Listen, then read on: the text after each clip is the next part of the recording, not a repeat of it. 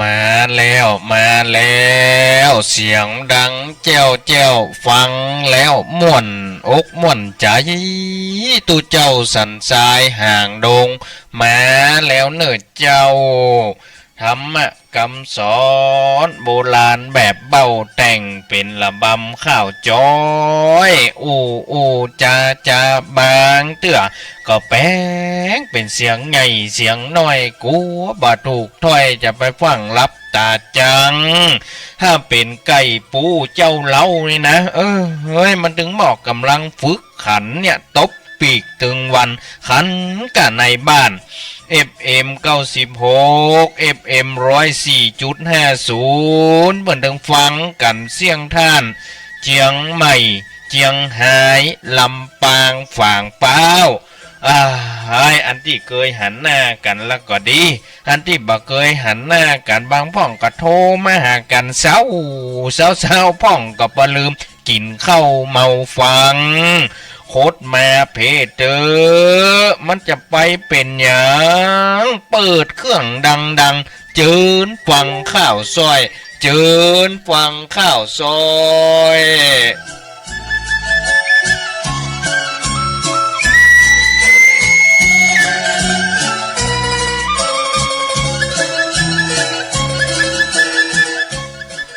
ขอยกมือ10 นิ้วแตบไตไวสาพระมหาเถรานุเถระเจ้าคณะพระสังฆาธิการครูบาอาจารย์จุตนจุองค์ด้วยความเคารพขอเจริญสุขเจริญปอนมายังศรัทธาสาธุชนพุทธบริษัทปองหมอกศรัทธาอีป่ออีแม่คนเฒ่าคนแก่นักปราชญ์ผู้รู้พ่อครูแม่ครูทุกท่านขณะนี้กำลังฟังรายการนานาสาระธรรมะข้าวห่ำกรรมบะเก่ากับสัวตุเจ้าวัดสันทรายตำบลหนองแก้วอำเภอหางดงจังหวัดเชียงใหม่ผ่านทางคลื่นสถานีวิทยุ FM 96.0 เมกะเฮิรตซ์ของวัดพระธาตุเจ้าดอยสุเทพห้องส่งวัดยังกวางพร้อมด้วยสถานีวิทยุ FM 104.50 เมกะเฮิรตซ์ของวัดฝ่ายหินตำบลสุเทพอำเภอเมืองจังหวัดเชียงใหม่ปอกหมอกศรัทธาฟังกันควบ2 สถานีวันนี้ปอกหมอกศรัทธากินข้าวน้ำข้าวแรงกันกับอย่างพ่องทางที่ไหนทางใดฝนตกกันพ่องหาแมลงนี่อากาศก็คงจะดีก็คงจะบ่ฮ้อนอ่วมหรือหลายที่หลายทางฝนตกแล้วอากาศฮ้อนอ่วมเนาะปอกหมอกศรัทธาก็อดเอาเฮามาฟังข้าวห้ำฉบับแรกวันนี้เพื่อมาเพื่อเป็นการเสียเวลาก็รอทางสถานีตัดเข้ามารายการก็กินไป10 นาทีแล้วบอกหมอกศรัทธาก็เพื่อเป็นการเสียเวลาเฮามาฟังข้าวห้ำฉบับแรกวันนี้ยอหัตถาวันตากาพระแก้วรัตนเจ้าทั้ง3 ภาการไหวป่อแม่พร้อมน้อมคบครูบาอาจารย์ไหวธรณีน้ำรมไฟเจ้าไหวเทพอินโพมพนมก้มเก้าในหลวงราชินีเฮายิ่งยศไหวตัวอักษรสุนทรพจน์ปะโกฏต่อหน้าตาเฮาไหวมดก่อนที่จะเล่าข่าวเรื่องจอมโจรองคุลีมานของแม่คำน้อยกวางคำบ้านแม่เนอะในบทบาทนี้น้องปี่เฮาเขาเจิญฟังรำเนาข้าวทำพระเจ้าเรื่ององคุลีมานนิทานบทเศร้าเล่าสู่หมู่เฮาพี่น้องแม่ได้ฟังแม่ถ้าบอกเกี่ยวก้องหากบ่ถูกต้องของเดิมพิษแผกเรื่องเก้าขอช่วยเจ้าเสริมหากว่าขาดเกินอย่าเมินเบื่อหน้าช่วยกล่าวติติงตัวยิงม่อนค่าคนด้อยปัญญาอ่านคิดหากท่านถูกใจส่งเสริมสักนิดเป็นมิตรข้าวซอยไม่ตีย้อนว่าตะวานี้บท1นี่กาต้องอดขันตีก้อยฟังดีๆหาเหตุผลเมื่อตะวานี้เฮาฟังจอมโจรองคุริมานตอนที่1วันนี้ตอนที่2เอาจนจบปอกหมอกศรัทธาเมื่อตะวานี้มาถึงตอนที่องคุริมานอาจารย์ ปุโรหิตาจารย์ได้จุยังอหิงสกะเพราะฉะนั้นอหิงสกะนี่ก็เจืออาจารย์เพื่อจะเรียนสุดยอดของวิชาก่อนที่จะเรียนวิชานี้มันจะมีฤทธิ์เตจะองค์อาจวิชานี้จะเข้มขังที่สุดต้องไปตัดนิ้วมือคนมาให้ครบ100 คนเอามาต่อตอนที่2วันนี้หากลูกบ่ทำกาถาถึงบ่ปิดฤทธิ์มีอันตีนิ้วตีนนิ้วมือคนแล้วในที่สุดกึดพอเหตุผลหากบ่ฆ่าคนเฮาก็บ่ได้หากจบวิชาไปมาเหนือใต้จะแป้โพยภัยผ่านพ้นรวดตัดสินใจไปไหนดึงบ่พ้นจำเป็นกระดันดนเหมือนโจรได้ฆ่ามนุษย์เตียวตามถนนตัดนิ้วมือคนเอามาเสียบห้อยลูกเล็กเด็กแดงยิงใจใหญ่น้อยตายเหมือนแมงไม้เมาหมดได้99 คนถึงบ่ผ่อนลดค้างแถมว่าอันคนเดียวส่วนแม่เจ้านั้นหัวอกเป็นเปียวมีลูกคนเดียวกัวเจ้าเมืองข้าเรื่องทราบไปถึงเจ้าเมืองเนินล่าสั่งรวมพลมาใหญ่น้อยเกณฑ์เอาคนมาตัวหาก็หลายร้อยนะสีนาดปืนก้อมมีดมุยทุกคนก็เตรียมพร้อมเจ้าเมืองนี่ให้หุยหูลูกเมียกะจุยถูกมุยมีดโตเจ้าเมืองสั่งการประหารล่ามโซ่นะแม่ห้องให้โหว่าลูกฮักนางมันตานีบอกสามีฮักไปตัวหาลูกเจ้ากำลอขอเตอะพี่ไทยหันใจเตอะหนอกลัวเขาตัดคอได้แน่ลูกค่ะปุโรหิบอกไปกลัวลูกบ่จำหน้านะกลัวลูกตัดคอมาเสียบไม้นางมันตานีเป็นห่วงลูกไทยห้องก็ให้เตียวต่างปากเอิญเรียกร้องน้ำลายก็ปอดจางเอิญห้องตัวต่างไผหันลูกเจ้าอหิงสกะเฮ้ยมาเนอลูกเต้าแม่มาตัวเอาลูกไทยอ้ายไปอยู่ไหนกลางดงป่าไม้เขาเสาะหาอ้ายกันนา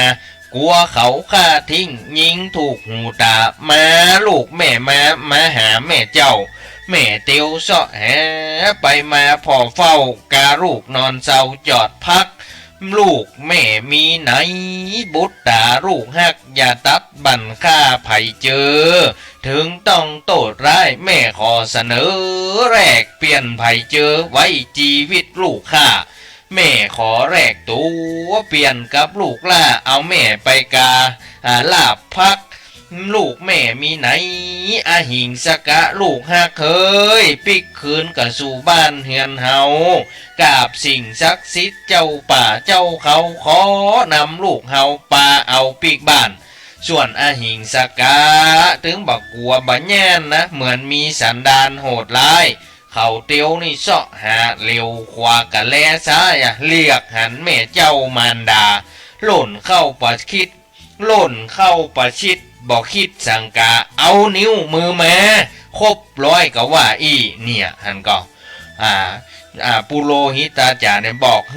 อหิงสกะจะเฮียนวิชาเนี่ยวิชานี่จะมีฤทธิ์แต่จะต้องไปตัดไปฆ่าคนแล้วก็ตัดเอานิ้วมือมานิ้วหัวแม่โป้เนี่ยให้ได้100 คนเอาห้อยใส่คอมา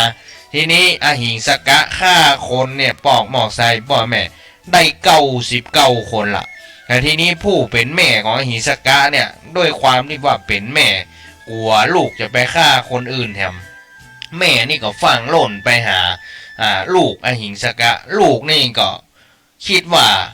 ได้ฆ่าคน99 คนละเหลือ5 คนมันล่างจะเป็นแม่ของตัวเก่านี่กาเนี่ยเป็นจะได้ลองฟังต่อสักหน่อยเหรอบอกว่าคนใดไผ่เตียวมานี่นะเขาฆ่าฟันทีถึงบอกเว้นองค์ศาสดาพระสัมมาต่างเน้นตรวจตาพอเส้นเบื้องบนนี่พระพุทธเจ้าเล็งส่องญาณแล้วนะ พ่อด้วยญาณที่เป็นกิจวัตรตนพ่อจากเบื้องบนจนหูความได้ว่าแม่มารดาจะถูกลูกในไส้นี่นะตัดคอเอาไปอ่านนับองค์ศาสดาตั้นลงมารับปลดปล่อยฮือปนภัยถามอหิงสกาอหิงสกาเจ้าจะฆ่าไผปล่อยแม่ยิงคนนั้นไปแล้วก็มาเอาฆ่านี่พระพุทธเจ้าบอกองคุลีแมนฟังเร็วหลังพ่อแน่ว่าเสียงไผมากล่าวตักกูจะตัดคอเลือดไหลทะลักนะเอานิ้วมาห้อยก็ครบองค์ฝั่งไหว้หน้าปิกหันเป็นพระสงฆ์ตั้นเดินตุดงยืนตรงต่อหน้าแน่อหิงสกะล่นตัวไล่ฆ่าติดตามตัวมาบอกละหยุดก่อนหยุดก่อนหยุดก่อนองค์สมณะจงหยุดอยู่ท่าโดยดี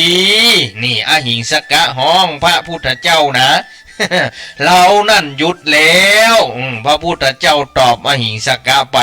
เรานั่นน่ะหยุดแล้วข้าหยุดข้าบุบตีเจ้าตัวเจ้านั้นสียังบ่หยุดตีข้าวิ่งไล่ตัวตามด้วยใจเก่งกล้าบัตันองค์ศาสดาตั้นไทย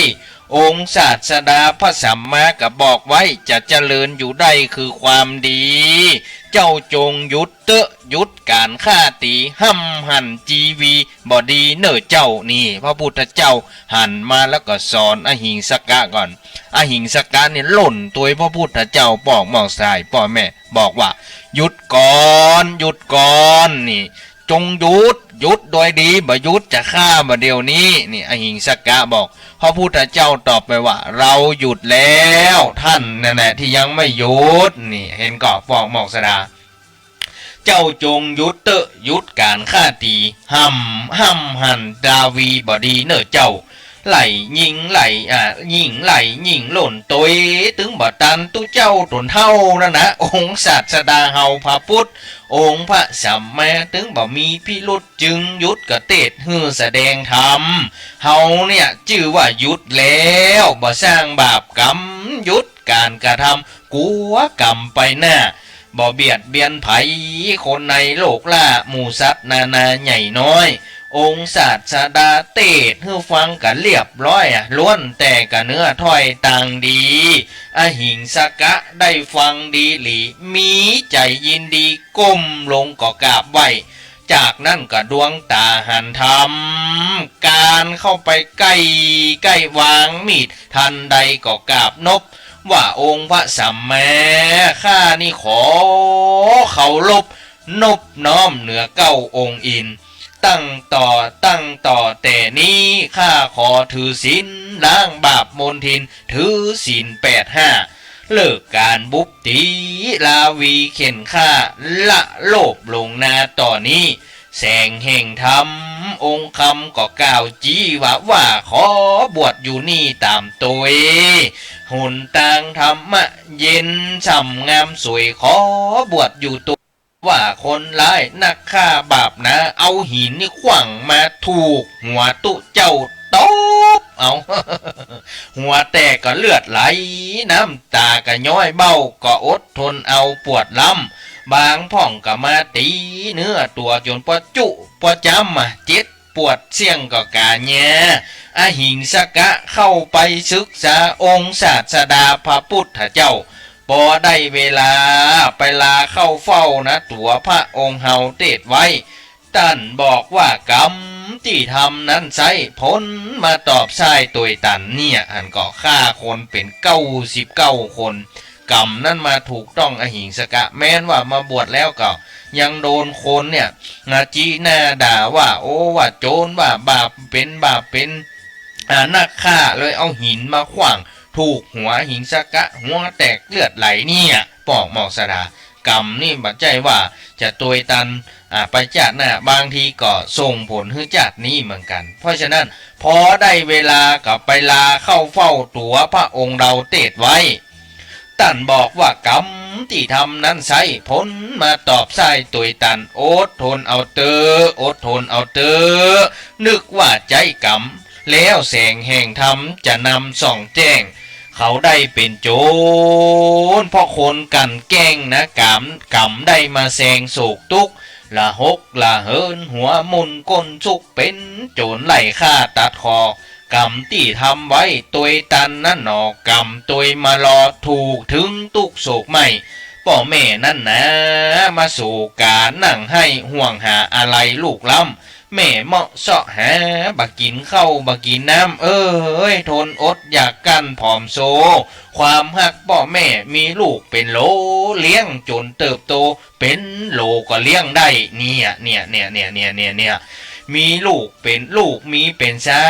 วถึงบ่มาใกล้นะบ่ห่วงอะไรแถมซ้ำอย่างก็พ่อแม่เลี้ยงลูกเป็นโหลก็ยังเลี้ยงได้ลูกมีเป็นสาวนี่ถึงบ่มาใกล้บ่ห่วงหาอะไรแถมซ้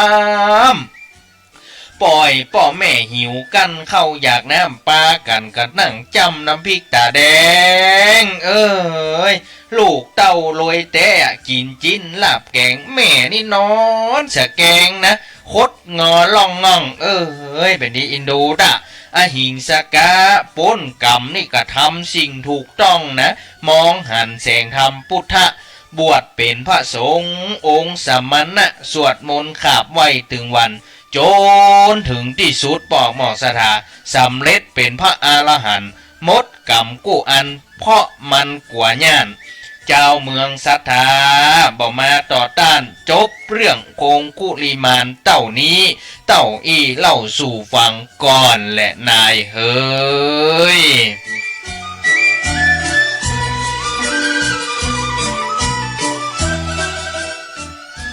ก็ยินดีหยัดหนักข้าวห้ามฉบับนี้ชื่อว่าจอมโจรองคุลีมาน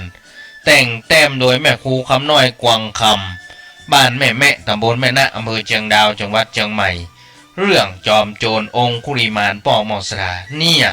คนเฮาจะเป็นคนบดีก็เพราะคนมากันแกล้งถูกบีบบังคับให้เป็นคนบดีความจริงอหิงสกะเนี่ยเป็นคนจัดดีพ่อแม่เป็นเชื้อเจ้าพระมหากษัตริย์แต่ว่าเข้าไปอยู่ในสำนักของปุโรหิตาจารย์เฮียนด้วยกันลูกศิษย์มีนักลูกศิษย์ต่างคนก็ต่างอิจฉาว่าอหิงสกะเนี่ยเป็นลูกฮักของปุโรหิตาจารย์ก็เลยออกอุบายอิจฉากันนะปองมองสนาว่าโอ้อาจารย์มาเร็วนี่อหิงสกะจะฆ่าตัดคออาจารย์นะอาจารย์แรกๆก็มาเชื่อเมินไปโดนเป่าหูถึงวันก็เหมือนจะเชื่อแต่ก็เลยออกอุบายห้องอหิงสกะเข้ามาใกล้ๆมานี้อหิงสกะบอกว่าอหิงสกะเฮ้ยข้ายังมีแหมวิชาหนึ่งที่เจ้าจะต้องเฮียนถ้าเจ้าจะเฮียนวิชานี้ได้เจ้าต้องไปฆ่าคนครบ100 คนแล้วก็ตัดนิ้วมือหัวแม่โป้มาห้อยก้องคอมาเฮาวิชานั้นถึงจะปิดถึงจะสำเร็จวิชานั้นความจริงอหิงสกะเนี่ยเกิดในตระกูลพราหมณ์ตระกูลเศษตระกูลเจ้าฟ้ามหากษัตริย์ก็เลยบอกว่าโอ้พ่อแม่สอนเพิ่งเป็นคนดีมาตั้งแต่น้อยก็ยังขอไปปรึกษาพ่อแม่กันเนาะผู้เป็นอาจารย์ปุโรหิตอาจารย์บอกว่ามาได้ถ้าจะเรียนวิชานี้มันต้องลังเลออกจากสำนักนี้ไปแล้วก็ไปฆ่าไปตัดคอมนุษย์หื้อตายแล้วก็ตัดนิ้วโป้งมาหื้อเฮาเนี่ยพออหิงสกะออกไปมาจ้างเนี่ยได้เจือกรรมอาจารย์ก็ไปฆ่าคนได้99 คนเอานิ้วหัวไม่โป้ห้อยแล้วเอามาก้องคอเพราะจนถึงจะครบ100 คนมาปะใส่แม่ตัวเก่าแม่ของอหิงสกะเนี่ยตัวเสาะหาลูกก็กลัวว่าลูกเนี่ยไปฆ่าคนเป็น99 คนละแม่นี่ก็ตัวมาอหิงสกะมันจ้างไงโอ้คนตี100นี่จะเป็นแม่เขากระจ้างเด้อได้เขาถึงจะฆ่าทันใดนั้นมีเสียงองค์พุทธสัมมาสัมพุทธเจ้าเล็งแจ้งส่องหันด้วยญาณของพระพุทธเจ้าก็จึงมายุดอหิงสกะบ่ฮือฆ่าแม่เนี่ยปอกหมอกสถาจากนั้นพระพุทธเจ้าก็บอกว่าหยุดอหิงสกะเนี่ยบอกว่าจะฆ่าพระพุทธเจ้าแห่งต่างหากบอกว่าหยุดหล่นโดยพระพุทธเจ้าว่าเราอยู่แล้วท่านนั่นแหละที่ยังไม่หยุดนี่นะเราหยุดทำบาปทำกรรมแล้วอหิงสกะได้ยินนะอัน พระพุทธเจ้าก็สอนธรรมะไปว่าให้ตั้งอยู่ในความดีอย่าฆ่าสัตว์ตัดชีวิตอย่าเบียดเบียนชีวิตไผ่เนอไอ้หิงสกะได้ยินธรรมะของพระพุทธเจ้าก็เกิดความสลดสังเวชใจป้อมอสดาก็เลยวางมีดวางมุยแล้วก็ขอเข้าไปบวชเป็นลูกศิษย์ของพระพุทธเจ้าเมื่อเข้ามาบวชแล้วก็ยังได้หับกรรมนั้นป้อมอสดาถูกศรัทธาเจ้าบ้านเอามาหินขว้างห้องดุด่าว่าตีหัวแตกหัวบ้างห้องพระพุทธเจ้าบอกว่านั่นแหละกรรมของเธอที่ทำไว้จงรับกรรมนั้นไอ้หิงสกะก็ใจขันติความอดทนปั่มเปงปารมีธรรมมาป้องมอสาจนถึงที่สุดแห่งธรรมไอ้หิงสกะพ้นกรรมทำสิ่งที่ถูกต้องก็เลยมองหันแสงธรรมพระพุทธเมื่อมองเห็นแสงธรรมแล้วจนถึงที่สุดแห่งพรหมจรรย์ตอนที่บวชนั้นก็สำเร็จเป็นเพราะอรหันต์หมดกรรมหมดเวรกันกว่าเนี่ยเพราะนั้นเราจะแย่อย่างฟังหูไว้หูฟังเรื่องจอมโจรองคุลิมานี้ก็เป็นคติเตือนใจให้เราได้เป็นจัดดีปอกหมอกสถาเนี่ยเราฟังร่วมกันวันนี้2 สถานีFM 96.0 เมกะเฮิรตซ์ของวัดพระธาตุเจ้าดอยสุเทพห้องส่งวัดอย่างกวางพร้อมกับ FM 104.50 เมกะเฮิรตซ์ของวัดฝ่ายหินตำบลสุเทพอำเภอเมืองจังหวัดเชียงใหม่ป้องหมอกสถาก็เหลือเวลาแหมสักนาทีเนี่ยป้องหมอกสถาวันนี้ก็คงจะไม่ได้เปิดสายให้อู้กันก็คงจะเวลาจะหมดแล้วเพราะฉะนั้นป้องหมอกสถาฝากข่าวสารการงานงานทำบุญประจำปีประเพณีส่งน้ำพระธาตุเจ้าเจดีย์สลีศรีสันทรายวัดสันทรายในวันที่7 มิถุนายนและ8วันศุกร์ที่7แล้ววันเสาร์ที่8 มิถุนายนเชิญป้องหมอกสถามาร่วมกินร่วมทานมาออกโรงทานร่วมกันเด้อสำหรับป้องหมอกสถาไผจะห้าเป็นเจ้าภาพสังฆทานชุดใหญ่ชุดน้อยชุดใหญ่ชุดละปัน5ชุดน้อยชุดละ500หรือว่าไผจะห้าเป็นเจ้าภาพพรมปู่พื้นพระวิหารเป็นงานวิเศษป้องหมอกสถาตารางเมตรละ100 บาทกระเจิญเด้อติดต่อสอบถามมาได้ที่0835771199 0835771199สัวตุเจ้าวัดสันทรายอูไล่เหลียวพอข้อมือซ้ายเข็มนาฬิกาพอถึงเวลามาแล้วเนอะเจ้าจำเป็นจากนายยิงใจหนุ่มเท่าเวลาหมดเวลาเห็นแล้ววันหน้าก้อยฟังอย่ากากาดแก้ววันนี้ทุเจ้าจะขอนำรายการจากลาขอลาก่อนเตอะมวลมิตรวงศาวันนี้ขอลาโชคดีเนอะเจ้าโชคดีเนอะเจ้าสำหรับวันนี้ก่อนจากกันกรรมเก่าเป็นคติสอนใจ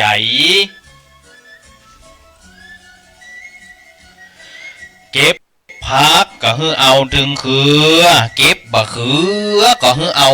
ถึงควนสำหรับวันนี้โชคดีมีความสุขเหมือนกันตัวหน้าจัตตาโรธรรมาวัฏันติอายุวโนสุขังปะลัง